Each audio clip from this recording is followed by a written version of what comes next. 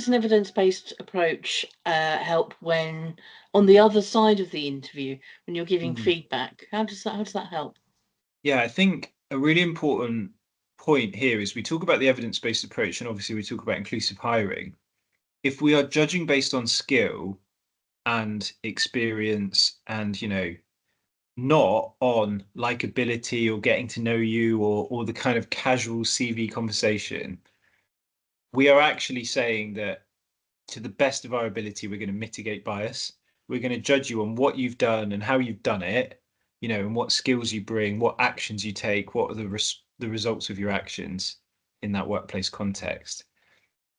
So if you don't get a role, you are likely to get very in-depth feedback about how the scoring system scored another candidate higher or what you were missing in a very literal way.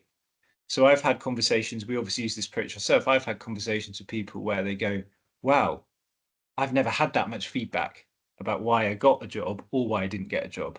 This is what that process allows you to do, really go into that depth. Mm. And that's important reputationally for a company as well, isn't it? I mean, Yeah. we're not just talking about candidates here, we're talking about potential clients, potential customers, potential future employees if they reapply for a different role.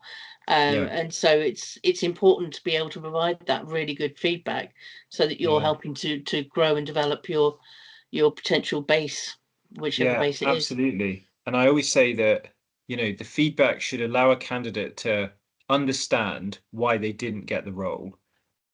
If they didn't get the role because of a gap, they can obviously fill that gap, and apply again once that gap is filled, once they have that experience.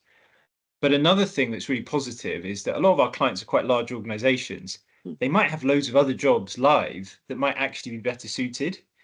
So if I said, look, that there was three of the four areas of this role I think you would really excel at, but there was one that I don't think you had the relevant experience. However, there's another role in this organization that I think you should apply for, and I think you'd be a strong candidate because it's about X and it's about Y. And I think one of the benefits of this is that people come away from it going, I was really respected. There was a lot of depth to that. It wasn't casual. They were prepared. They knew exactly what they wanted.